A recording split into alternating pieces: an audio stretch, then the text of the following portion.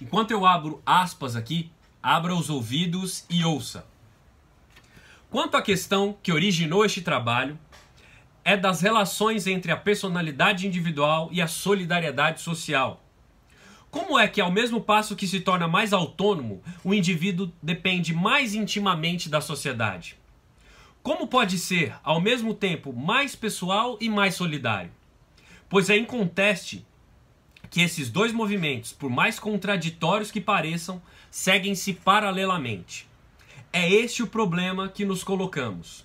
Parece-nos que o que resolvia essa aparente antinomia é uma transformação da solidariedade social, devida ao desenvolvimento cada vez mais considerável da divisão do trabalho. Eis como fomos levados a fazer desta última o objeto de nosso estudo. Fecha aspas. Émile Durkheim, prefácio da primeira edição da Divisão do Trabalho Social, 1893. Qual é a força agregadora dos indivíduos? Qual é o elemento-chave que faz com que os indivíduos vivam numa mesma sociedade? Qual a força que faz com que os indivíduos cumpram as normas, sigam as regras que são impostas pela sociedade? Era para entender esse grupo de questões que o Durkheim se debruçou nessa que foi a sua tese de doutorado, da divisão do trabalho social, um dos seus livros mais importantes. E foi nadando aí de braçada nessas águas que o Durkheim desagou em dois conceitos chaves para o entendimento não apenas do pensamento durkheimiano, mas de toda a tradição sociológica e de todas as ciências humanas.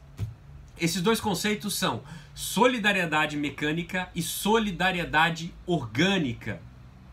É para falar um pouco deles que eu apareço aqui hoje.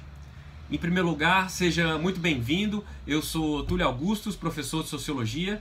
Se essa é a sua primeira vez aqui, eu já te convido a clicar aqui embaixo e seguir esse canal, a deixar o seu joinha aqui se você gostar desse vídeo ao final dele. Mas para se inscrever, já pode fazer agora. Eu te convido já a fazer nesse momento, para que a gente possa conversar outras vezes aqui. Pois bem, o Durkheim estava muitíssimo interessado em entender o que fazia os indivíduos se comportarem de tal ou qual maneira, o que fazia os indivíduos serem reunidos dentro de uma mesma sociedade. Ele chega, portanto, a essa noção, essa conceituação de solidariedade mecânica e de solidariedade orgânica, antes de tudo entendendo que a sociedade é uma espécie de corpo social e, como tal, é subdividida em diversos órgãos, cada um deles cumprindo as suas funções. E ao cumprir as suas funções, o indivíduo recebe essas funções através das instituições sociais, o indivíduo exerce o seu papel e faz o exercício também de diferentes tipos de solidariedade.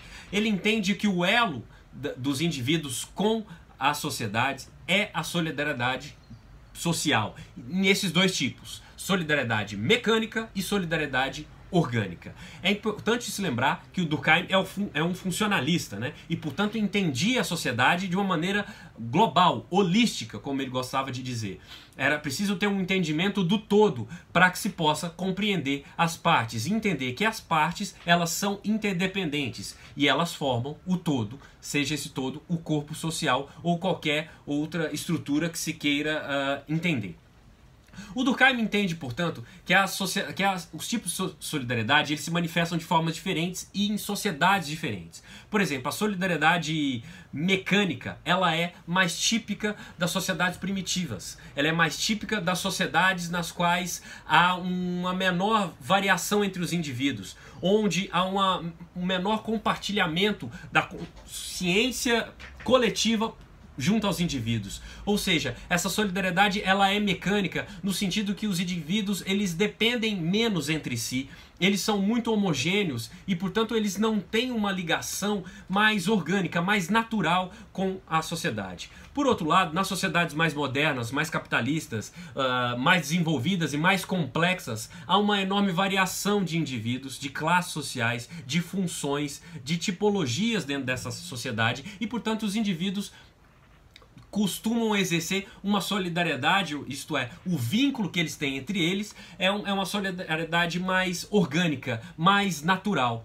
Antes de tudo, tenha em mente o seguinte: ao falar de solidariedade, Durkheim não está falando de solidariedade tal qual aquela que você conhece, naquele espírito cristão, mais próximo à noção de empatia. Não é disso que Durkheim está falando. Solidariedade para Durkheim é vínculo, é ligação, é conexão do indivíduo com a sociedade. Não é essa solidariedade aí mais na pegada mais moralista, mais no âmbito cristão. Não é disso que estamos falando aqui. A solidariedade para Durkheim é uma força-chave que impõe o indivíduo a se comportar de tal ou qual maneira, a seguir ou não as regras sociais. Num exemplo clássico, se você, por exemplo, está dirigindo o seu carro e você vê um sinal vermelho, e você só para nesse sinal vermelho porque tem um fotossensor ali, porque tem um radar, porque tem um guarda na esquina que poderia te multar, você está nesse momento exercendo uma solidariedade mais mecânica, ou seja, o seu vínculo ali com a norma social, ele não é tão orgânico, ele é quase que artificial. Você não faz isso por um desejo genuíno, por uma compreensão genuína de que o cumprimento dessa regra faz bem à sociedade. Se por outro lado você para no semáforo vermelho, independentemente de se houver ali um fotossensor, se houver um guarda fiscalizando, ou se você vai levar uma multa ou não, você está naquele momento exercendo uma solidariedade orgânica, isto é, natural, genuína, porque você acredita que o exercício de cumprimento daquela norma ele é fundamental para a coesão, para a ordem dessa sociedade. Essa distinção é fundamental para o Durkheim porque ela é um marcador sociológico, definidor de vários tipos de sociedades. Esses dois tipos básicos, de uma sociedade mais arcaica e mais primitiva, e um tipo mais presente na contemporaneidade, que seria das sociedades mais complexas, mais desenvolvidas, onde há uma maior divisão do trabalho social. Portanto, há uma maior interdependência entre os agentes. Os órgãos sociais, ao cumprirem as suas funções, a exercerem os seus papéis sociais, eles são mais interdependentes uns dos outros. É tudo como se funcionasse a maneira de uma cadeia produtiva, uma cadeia de divisão do trabalho mesmo. Enquanto que nas sociedades mais primitivas, essa divisão ela é mais homogênea. Ela uma peça, digamos, uma engrenagem, e aí a noção de mecânica também, uma engrenagem é muito semelhante à outra. Por mais que tenha uma variação mínima nos seus papéis ali, ela é são muito mais semelhantes, muito mais homogêneas, portanto a solidariedade existente entre elas ela é mais artificial. Esses marcadores aí de solidariedade mecânica, típica das sociedades arcaicas, primitivas, pouco desenvolvidas, e solidariedade orgânica, típica das sociedades mais complexas e desenvolvidas, onde predomina uma divisão mais acentuada do trabalho social, são dois elementos chaves aí para entender também o direito. Ele vai dizer que o direito é uma maneira muito objetiva de se estudar, de se visualizar os aspectos morais existentes numa sociedade, né?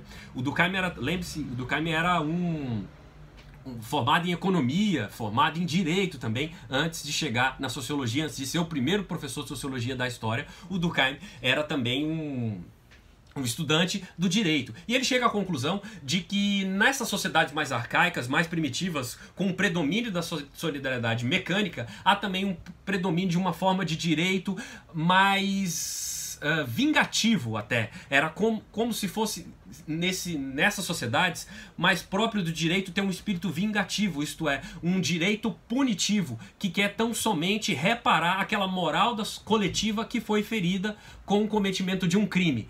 Por exemplo, em sociedades mais arcaicas, mais tradicionalistas, há o exercício da Sharia, que é uma lei de aplicação a ferro e fogo da lei árabe, que, por exemplo, se alguém comete um roubo, esse ladrão tem que ter a sua mão decepada. Ou que se uma mulher comete tem um caso extraconjugal, ela é adúltera, ela merece ser apedrejada em praça pública e morrer apedrejada.